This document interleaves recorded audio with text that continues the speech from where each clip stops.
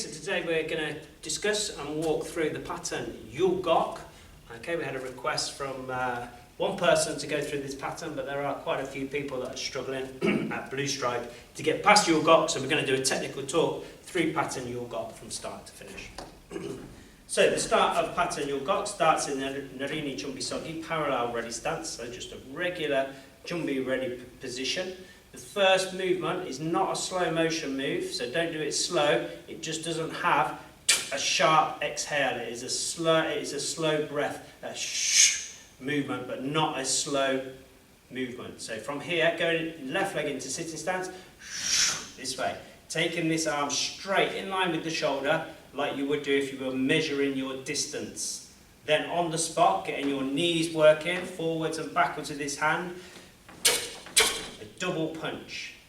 Then we do the same the other side, stepping across, bringing the feet together, over to the other side, and measure on this side, and again, a double punch. Then bringing your right leg in to get your balance, and this is where we need to start to utilise our knee spring, chambering your right arm, which is the blocking arm, underneath for a middle inner forearm block, from here, on the angle, middle inner forearm block. Then off the back leg, it's a low front snap kick. And then as you step, so we get everything correct, twist this hand over so that when we spring and punch, the hand twists. And then we go straight into a reverse punch. It's a double punch after that low front snap kick. Then we move across to the opposite angle. Middle inner forearm block, low front snap kick. Bend and twist that hand. 1, 2, double punch. Moving the right leg, the front leg, back onto that centre line that runs up through the middle of the pattern, chambering the arm on top. It's a middle section, hooking block, okay? Making sure the shoulders are half facing. And then on the spot, a reverse hook block, and then an obverse punch. So the timing of those techniques, when you do it in full speed, will be 1, 2, 3. So it goes 1, 2, 3. Don't get them all too fast. Don't go 1, 2, 3. It's 1 and then 2, 3. Then we step and we perform the same combination on this side. So middle hook block, reverse middle hook block, and then punch. Then there's the technique that a lot of people seem to miss out, which is just straightforward walking stance, middle section punch. Okay, I'm going to move back a little bit so you can see me on the camera. After this middle punch, we bring the back leg around into a bending ready stance, Gaburio Sogi, and then perform your side kick with a punch. And if you leave this arm out, it's in the perfect place for this front elbow strike. Now the next move is the same, but in the opposite direction.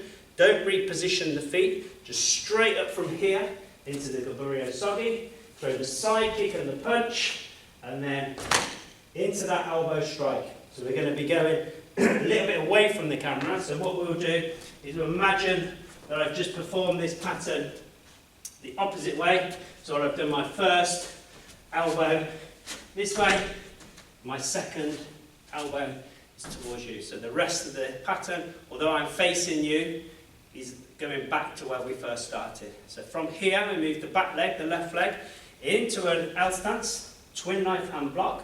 Making sure when you do twin knife hand block, it's not in the same position as a twin forearm block, because now we're blocking with the Songkal, so the hands must move, reposition, so the side of the knife hand is above the head, not the outer forearm. Step forwards into walking stance, fingertip thrust, and then we perform the same two techniques, the opposite side. Now coming back towards where we started, from on top, a high outer forearm block and a reverse punch. Perform twice, once on each side. Then comes the jump in, landing into X stance, back fist strike. So if you're struggling with this, I'll do it a little bit on an angle so you can see. It's not much different to when you just step and do a back fist strike, like you would have done when you perform pattern Dosan, just here. Okay, but the difference being that this back leg, rather than stay still, tucks in behind to make that X stance. So think of it more like a step and bring the back leg in if you're struggling to perform this technique. So from here, back fist strike, making sure shoulders are here and not too side facing.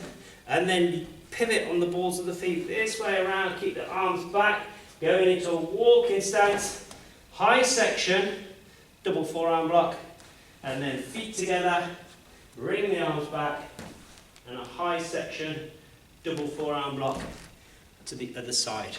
Okay, so I'll perform the pattern all the way through so you can see it how it's supposed to be, because I obviously have flipped round halfway through there. I'll start right back here, so hopefully you'll be able to see the whole thing. Obviously when I'm going this way, you may struggle to see what my hands are doing, but you can revert back to the beginning of the video and see exactly the positions that I was in. So pattern Yul Gok, 38 moves, C-jump.